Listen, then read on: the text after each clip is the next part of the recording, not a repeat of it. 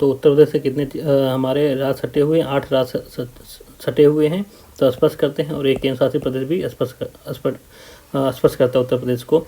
उसके बाद देखें, उत्तर प्रदेश में पंचायती राज प्रारंभ हुआ था 15 अगस्त 1949 को संयुक्त प्रांत पंचायती राज अधिनियम 1947 के तहत।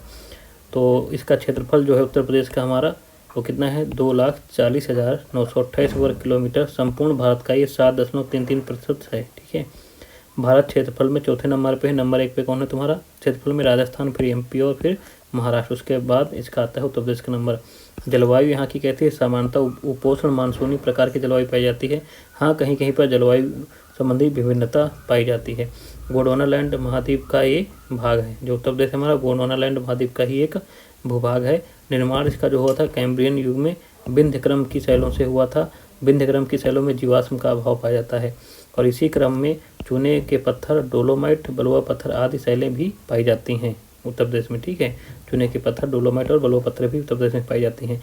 गंगा यमुना का जो मैदान है उत्तर प्रदेश में वो प्लिस्टोसीन युग से आज तक अवसादों के निक्षेप के परिणाम से बना हुआ है। ठीक है, और इसका अगर विस्तार देखें तो हम अक्षांश देखें तो 23:52 उत्तरी अक्षांश से तुम्हारा कहाँ तक है, 31:28।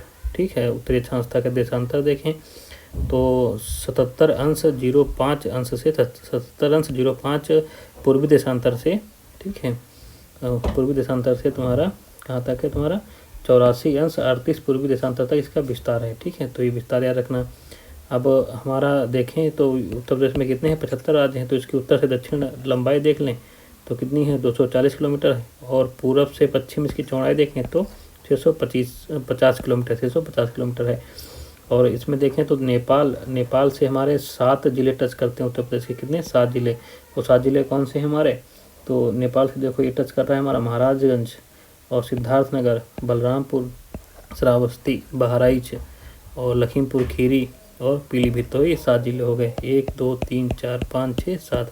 पीलीभीत और महाराजगंज ऐसे 2 जिले हैं जो राज्य से भी टच करते हैं और देश से भी टच करते हैं। एक नेपाल से भी टच करते हैं और ये देश के अंदर राज्य से भी टच करते हैं। 2 जिले हैं, ये कभी पूछ सकता है। उसके बाद हमारा देखो राज्य उत्तराखंड से कितने जिले टच करते हैं, 7 जिले टच करते हैं। वो पीलीभीत देखो ये नेपाल से भी टच करता है, उत्तराखंड से भी टच करता है। मतलब राज्य और अंतर्राष्ट्रीय दोनों सीमाओं को टच करता है उत्तराखंड और महाराजगंज। तो पीलीभीत एक, बरेली, रामपुर, मुरादाबाद, बिजनौर, मुजफ्फरनगर और तुम्हारा सहारनपुर, ये 7 जिले तुम्हारे उत्तर प्रदेश से टच करते हैं, उससे उत्तराखंड से टच करते हैं। कौन से, पीलीभीत, बरेली, रामपुर, मुरादाबाद, बिजनौर और क्या कहते हैं मुजफ्फरनगर और सहारनपुर। उसके बाद हिमाचल प्रदेश से केवल 1 जिला टच करता है, वो है सहारनपुर। तो ये सबसे कम सीमा टच करता है उत्तर प्रदेश की, कौन, हिमाचल प्रदेश। और फिर तुम्हारा हरियाणा से 6 जिले टच करते हैं।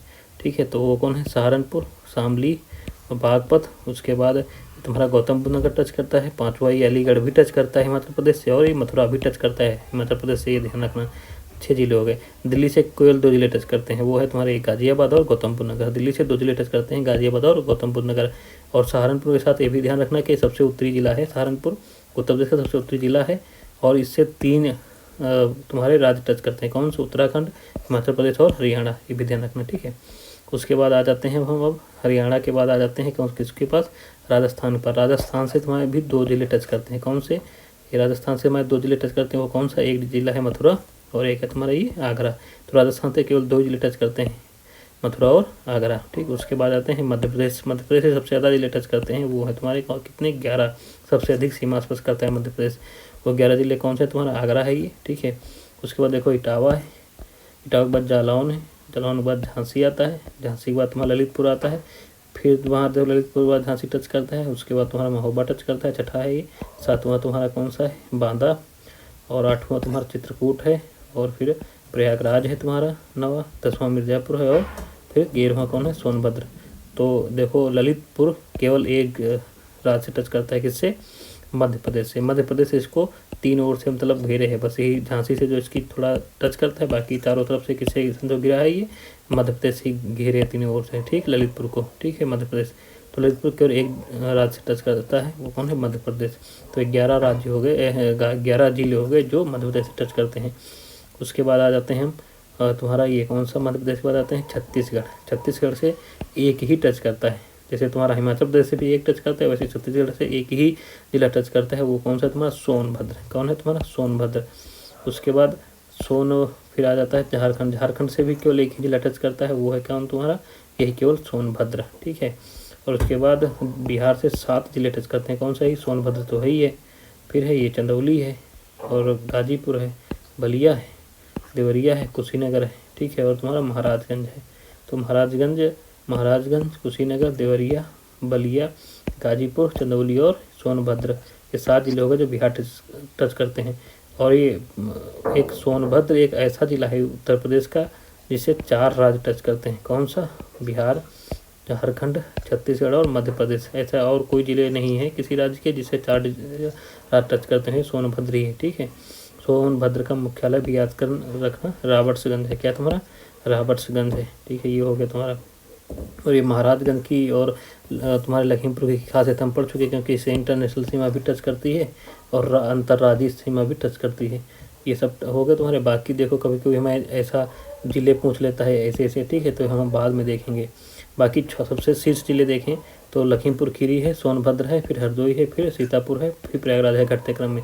सबसे बड़ा लखीमपुर खीरी से फिर छोटा सोनभद्र, फिर हरदोई, फिर सीतापुर, फिर प्रयागराज। और सबसे छोटे देखें न्यूनतम क्षेत्रफल में 5 राज्य, तो सबसे छोटा हापुड़, इससे बड़ा गाजियाबाद, फिर इससे बड़ा भदोही, इससे बड़ा शामली और गौतमबुद्ध नगर। तो बड़े जिलों की अगर हम ट्रिक देखें तो यही है, लक्की, सोना, हर के मतलब हर मतलब चोरी करके, हर करके सीधा प्रयागराज भाग गया। कहाँ भाग गया, प्रयाग भाग गया। तो लखी मैंने लखीमपुर खीरी हो गया सबसे बड़ा जिला, उससे छोटा है सोनभद्र, फिर उससे छोटा तुम्हारा हरदोई, फिर सी माने सीतापुर, फिर है प्रयागराज। ये तुम्हारे 5 घटते क्रम में बड़े राज्य हो गए, ठीक है, ये हो गया तुम्हारा। उसके बाद अब पढ़ते हैं हमारा कुछ इम्पोर्टेंट है, जैसे तुम्हारा ये तुम्हारे कुछ हैं, जैसे बड़गांव पूछे तो कहाँ है ये तुम्हारा, सहारनपुर में है। बड़गांव कहाँ है, सहारनपुर में है। मंडी कहाँ है, ये मुजफ्फरनगर में है, मुजफ्फरनगर में है। और तुम्हारा ये पूछे सादिक सिनौली पूछे तो ये बागपत में है। और मानपुर पूछे ये तुम्हारा कहाँ है, बुलंदशहर में है। ये तुम्हारे क्या कहते हैं, सिंधु घाटी सभ्यता के तुम्हारे नगर हैं, ठीक है, जो पूछ सकता है। बड़गांव, मांडी और मानपुर। बड़गांव कहाँ है तुम्हारा, सहारनपुर में। मंडी कहाँ है तुम्हारा, मुजफ्फरनगर में। और मानपुर कहाँ है, बुलंदशहर में मिलाने के लिए आया था, ठीक है। सादिक सिनौली कहाँ है, ये बागपत में मिलाने के लिए प्रीवियस ईयर के क्वेश्चन में पूछा था इन नगरों के नाम मिलाने के लिए, तो उसी में हमने लिख दिया, ठीक है। अगर मेरठ के बारे में पूछे तो यहाँ पर हस्तिनापुर है। मेरठ में क्या है तुम्हारा, हस्तिनापुर है, मेरठ में ही हस्तिनापुर है, ठीक है। आलमगीरपुर से हड़प्पा संस्कृत की झलक मिलती है, तो आलमगीरपुर कहाँ है तुम्हारा, मेरठ में है। और इस आलमगीरपुर से हड़प्पा संस्कृत की झलक मिलती है। आलमगीर की खुदाई कब हुई थी, 1958 में यज्ञदत्त ने की थी। क्या की थी, यज्ञदत्त ने की थी। यमुना की सहायक हिंडन के बाएं किनारे पर है। आलमगीरपुर कहाँ है, यमुना की सहायक नदी जो है हिंडन उसके बाएं किनारे पर है। तो देखो, और मेरठ में ही देखो बेगम समरू ने सरधना में बहुत प्रसिद्ध चर्च बनवाया था। तो मेरठ के सरधना में बेगम समरू ने बहुत प्रसिद्ध चर्च बनवाया था। इस चर्च को चर्चों का चर्च भी कहते हैं। मेरठ में ही बाबा अघोरनाथ का मंदिर स्थित है। ये शिव के लिए है, किस लिए, बाबा अघोरनाथ का मंदिर है, शिव के लिए है। 1857 स्वतंत्रता संग्राम की चिंगारी यहीं से भड़की थी। कहाँ से, मेरठ से भड़की थी। मेरठ में क्या था, ब्रिटिश सेना का एक हिस्सा काली पलटन के सैनिक अक्सर मंदिर परिसर में बने कुएं में पानी पीने के लिए आते थे, जो एक कुआं बना था मंदिर में, अघोरनाथ मंदिर में। और गाय की चर्बी से बंद विवादित कारतूसों के इस्तेमाल पर मंदिर के मुख्य पुजारी के ताने ने ही सैनिकों को हिंसक प्रतिक्रिया के लिए उकसाया। और उस चिंगारी से निकली 10 मई 1857 को ब्रिटिश शासन के खिलाफ विद्रोह हुआ। उसी चिंगारी से क्या हुआ, 10 मई 1857 का विद्रोह हुआ। ये भी ध्यान रखना, मेरठ से, ठीक है।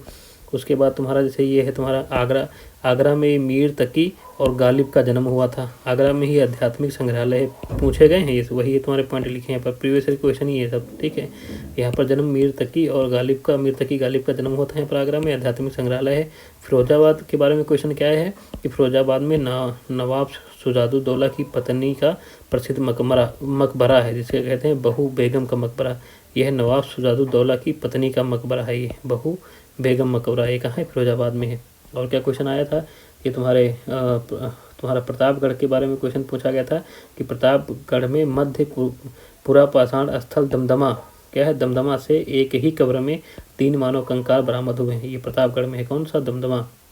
यहाँ से मध्य पुरापाषाण काल स्थल है ये दमदमा। यहाँ से 3 मानव कंकाल के कब्र में 3 मानव कंकाल बरामद हुए थे।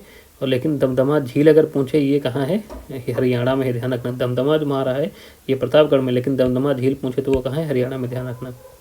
उसके बाद मिर्ज़ापुर से भी प्रश्न पूछा गया है। मिर्ज़ापुर में विंध्याचल है, क्या है तुम्हारा, विंध्याचल है मिर्ज़ापुर में। और मिर्ज़ापुर में सबसे अधिक 17 कंकाल लेखहिया नामक पत्थरों की कब्र गाह पर पाए गए हैं। तो मिर्ज़ापुर में एक लेखहिया नामक पत्थरों की कब्रगाह है, वहाँ पर 17 कंकाल पाए गए हैं। ठीक है, तो सबसे इम्पोर्टेंट है। उसके बाद वाराणसी से सवाल आया था कि भारत का कला भवन कहाँ है, तो वो वाराणसी में। भारत का कला भवन संग्रहालय कहाँ है, वाराणसी में है। ठीक है, वो तुम्हारा ये प्रतापगंज में ही श्रृंगेर, ठीक है, श्रृंगवेरपुर है। प्रतापगढ़ में ही श्रृंगवेरपुर भी है। ठीक है, अयोध्या में तुलसी स्मारक भवन है, क्वेश्चन पूछे गए। अयोध्या में क्या है, तुलसी स्मारक भवन है। ठीक है, गोरखपुर में क्या है तुम्हारा, रेलवे का संग्रहालय है। गोरखपुर में क्या है, रेलवे का संग्रहालय है। लखनऊ में क्या है, लोक कला संग्रहालय है। मोतीलाल नेहरू बाल संग्रहालय है। लखनऊ में क्या है, मोतीलाल नेहरू बाल संग्रहालय है। और लखनऊ में यूपी का सबसे पुराना संग्रहालय है जो 1863 में बना हुआ था। ठीक है, मोतीलाल नेहरू संग्रहालय ये यूपी का सबसे पुराना संग्रहालय जो 1863 में बना हुआ था। लखनऊ में बना राज संग्रहालय है। नहीं, मोतीलाल नेहरू बाल संग्रहालय तो लखनऊ में है, लोक कला संग्रहालय भी है। और यूपी का सबसे पुराना संग्रहालय 1863 में बना, 1863 में लखनऊ में बना राज संग्रहालय। कौन सा है, लखनऊ में बना राज संग्रहालय, सबसे पुराना है राज संग्रहालय। ठीक है, तो ये हाँ, मतलब ये मोतीलाल नेहरू ही राज संग्रहालय है। ठीक है, 1863 में बना है, ध्यान रखना, ये क्वेश्चन पूछा गया है।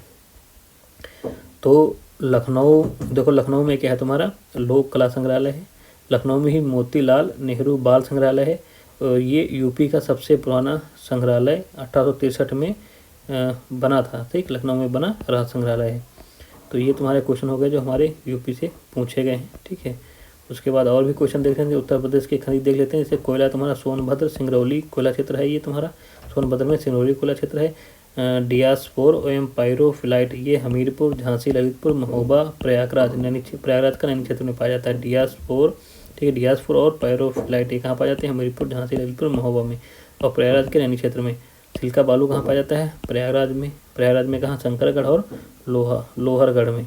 चित्रकूट के बरगढ़ में। अलीगढ़ और चित्रकूट में सिल्का बालू पाया जाता है। इंडोलूसाइट व कैलसाइट मिर्ज़ापुर में। बाक्साइट बांदा, वाराणसी, ललितपुर में। चाइना क्ले एवं डोलामाइट बांदा, सोनभद्र में। फ्लेस्फर कहाँ पाया जाता है, झांसी में। फायर क्ले, लाइमस्टोन, पोटास और सिल्कानाइट कहाँ पाया जाता है, सोनभद्र में। ओकर गेरू कहाँ पाया जाता है, बांदा में। ग्रेनाइट कहाँ पाया जाता है, बांदा, ललितपुर, हमीरपुर और महोबा में। लौह एस का हेमेटाइट एस कहाँ पाया जाता है, ललितपुर में। और राग फास्फेट भी कहाँ पाई जाती है, ललितपुर में। अभ्रक यूपी में नहीं पाया जाता, ध्यान रखना, क्वेश्चन पूछा था। ठीक है, यूपी में पाए जाने वाले प्रमुख खनिज लाइमस्टोन एवं डोलामाइट है। यूपी में प्रमुख खनिज कौन पाए जाते हैं, लाइमस्टोन और डोलामाइट पाए जाते हैं। ठीक है, ये हो गए हमारे